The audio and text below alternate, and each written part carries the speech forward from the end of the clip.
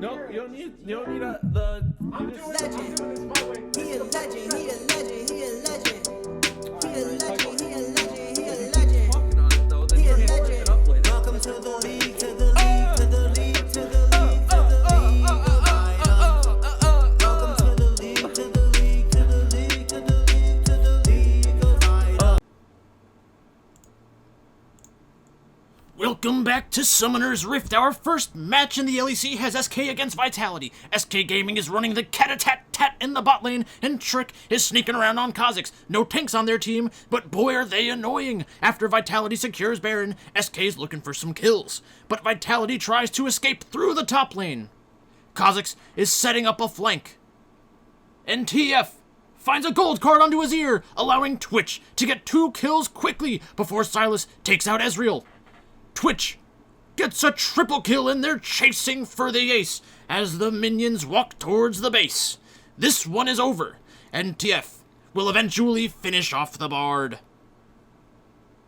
We join Rogue and Schalke at the 29-minute mark, where Rogue is looking to finish off the dragon for Dragon Soul. Vander is trying to zone and create space for their jungler, engaging onto the Graves, but instantly being stunned and killed. Inspired secures the dragon and the Dragon Soul, but Rogue is turning the team fight. Urgot and Nautilus both die before Ashe is chased down by Renekton and Orianna.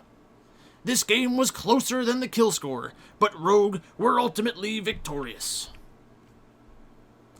Game 3 is a battle between Misfits and Fnatic. We join the action at the 39-minute mark after Misfits has already taken Dragon Soul. Razork looked for an engage first, but it's Leona who is going to get caught out and rooted by Fnatic. Kalista rips her away, but the backline is engaged on by the Cho'Gath, hitting a 3-man knockup, allowing Senna to get a great ult off. Fnatic look like they've successfully made another insane comeback against Misfits. What a comeback by the Fnatic squad, giving Pykel PTSD for the second time. After giving away Baron, XL is trying to trade for Dragon, but Mad Lions wasn't having it. They used 2 teleports and the Pantheon ult to crash the Dragon party. Ezreal found an ult onto the back line, allowing Humanoid to kill No, This Is Patrick by torrying him a new one. Kadril and Wukong are crying all the way home as Mad Lions makes quick work of XL.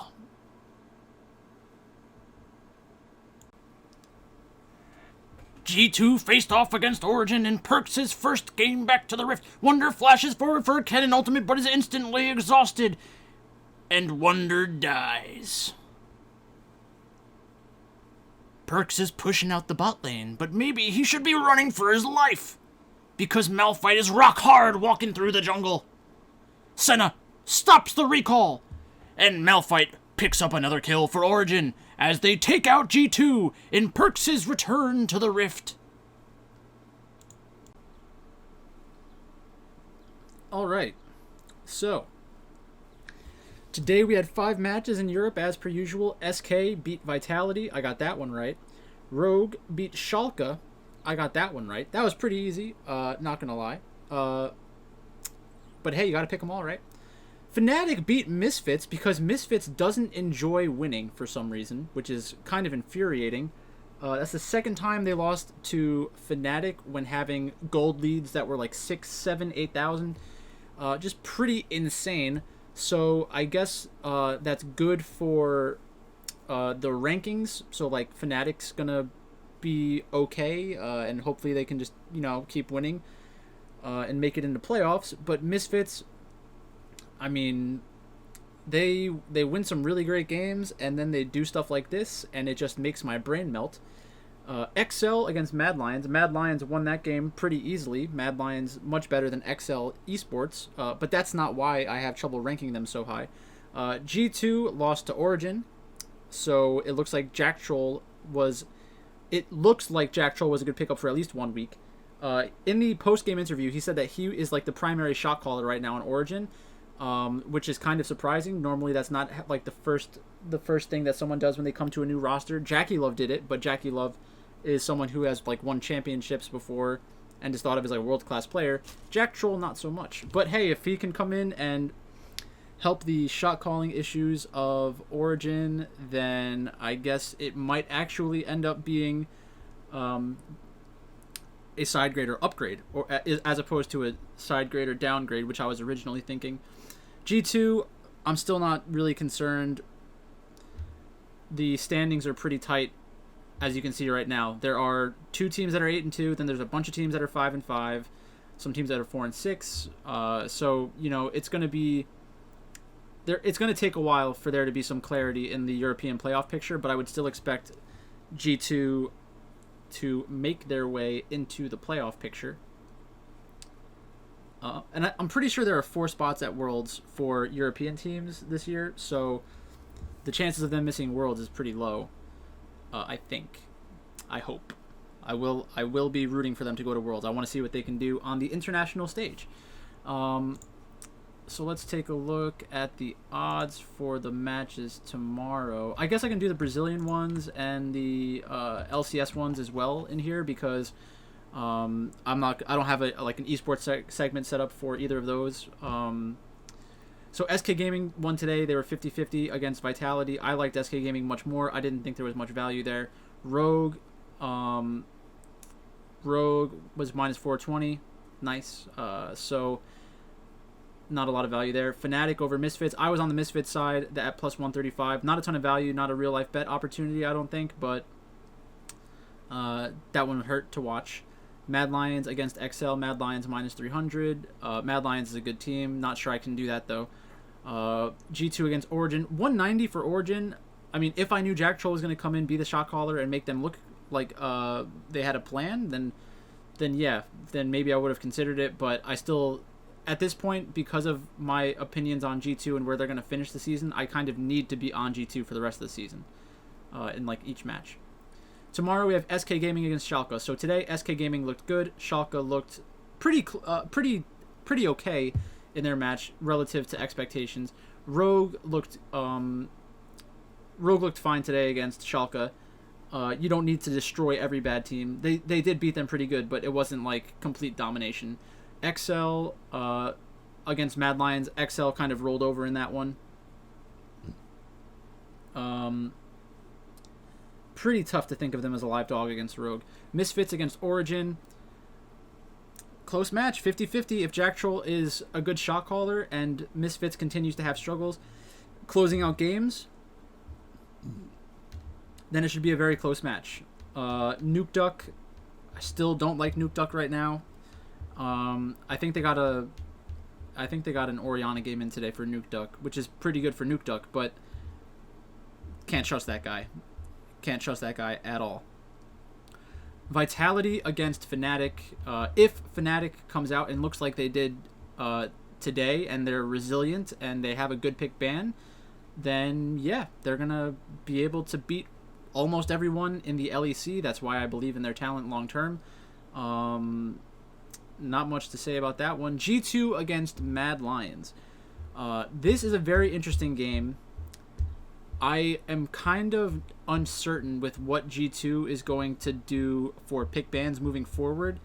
Today, Perks was on Ashe, which is an immobile 80 carry. They had Caps on Kog'Maw, which is another immobile 80 carry. But that's really, I guess, kind of more of a mage. It's like a mage 80 carry hybrid. A lot of attack damage, or a lot of auto attacking, but also a lot of abilities, and ability spamming with the ultimate to poke down, but it's primarily AP damage.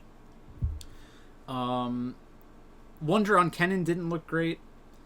Kennen is kind of a tough champion to really fall in love with, because it is a really good champion when it gets the flank off and it has that the Noggery play from yesterday. Obviously that makes it look amazing, but in most games there are spots where it's difficult to actually get onto the back line and be impactful, because if there's an exhaust on the enemy team in that late game team fight, and the game is close, then you're not really going to be able to accomplish much.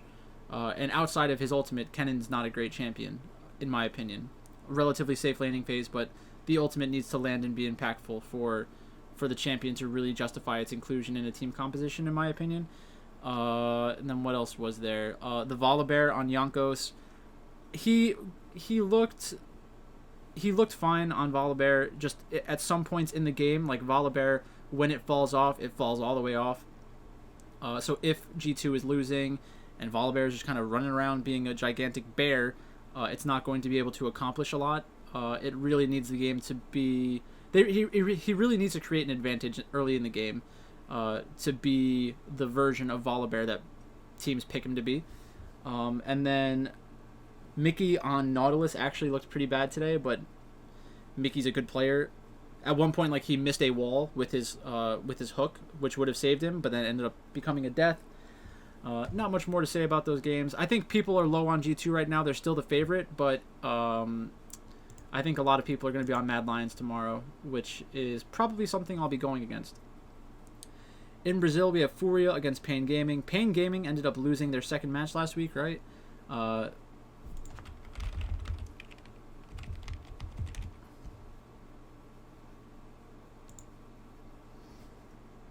Just got to check that.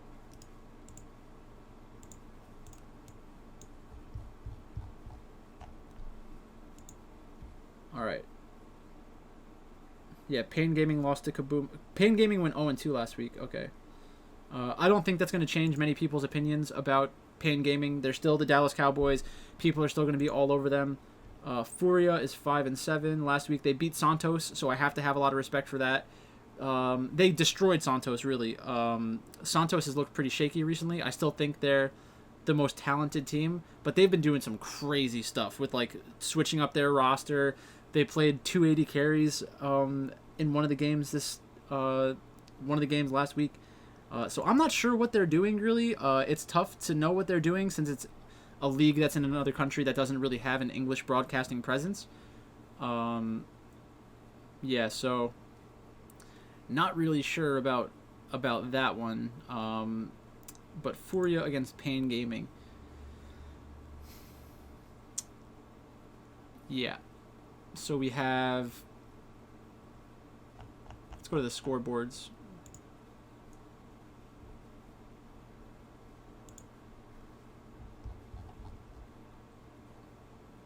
Robo, Karaoke, Tinones, BRTT, and ESA. BRTT is one of the most popular players in Brazil. He is older than I am, which is surprising for esports, but he still plays at a high level for Brazil. Furia, we have Tyron, Sting, any alternative and damage. Sting is a player I think that I was looking at as a potential carry. So Sting does have chances to be good in a win. Pain Gaming has Karaoke.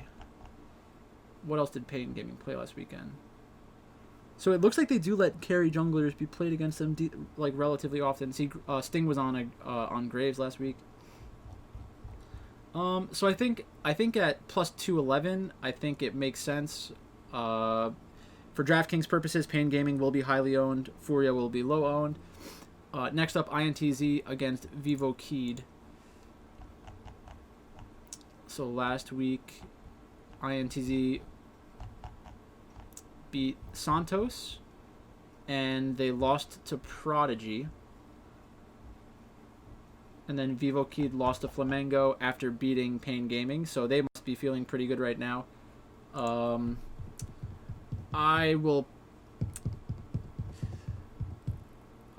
I don't think, is the kind of team that scores a ton of kills often, so for DraftKings purposes, they're not very exciting. Vivo Keed, last split, they were much better than they are this split, so I think there were some roster changes. Not really sure what to do with Vivo Keed in most of these matchups. I don't think that they're going to go around beating all these good teams often. So I will be kind of... if I play them, I will limit my exposure to them. I'm not going to go out of control at 3-9. Next up, we have Santos against PRG. I'm a huge Santos fan. I think that this is just an aberration. I mean, if they crash out of the playoffs, they crash out of the playoffs, but I can't really get off them at this point. PRG, Prodigy has a good top laner. He's really their best player, FNB. Garo and Whoosh. Not the scariest bot lane to play against. I'm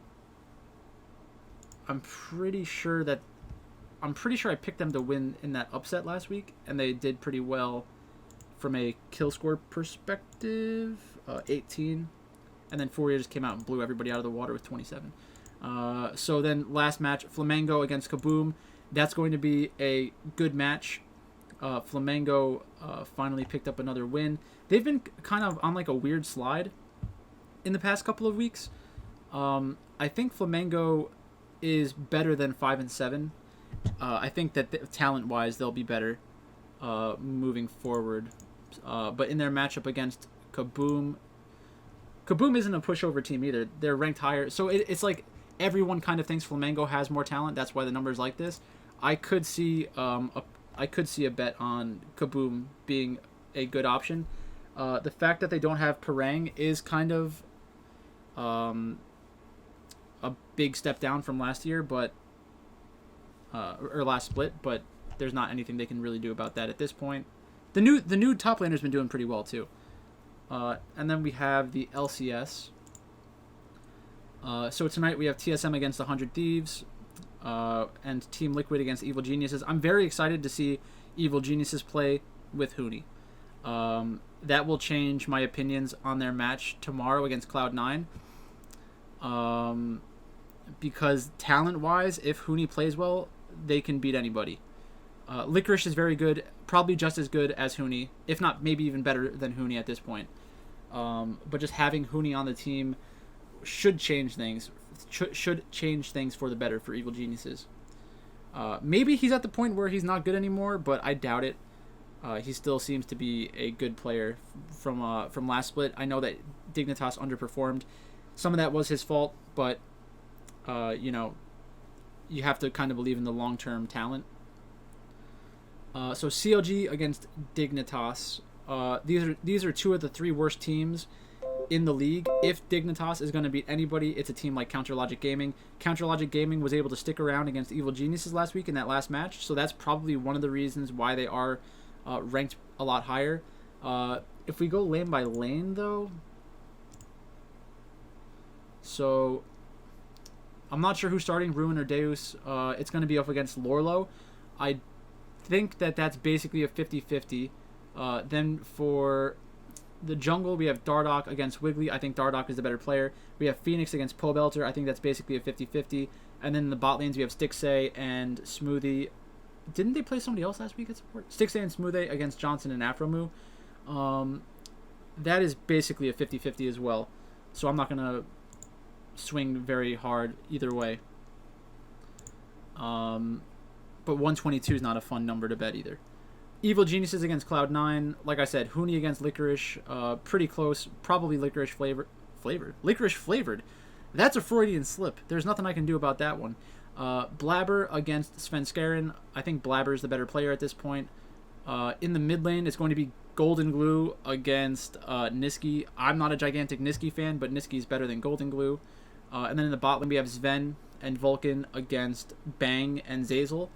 I think Bang's a really good player. But it's tough for Bang to play on EG with their previous playstyle. I think with the changes, bringing in Golden Glue and bringing in Huni, I think we are going to see a different kind of playstyle. Huni's going to maybe be on a carry champion.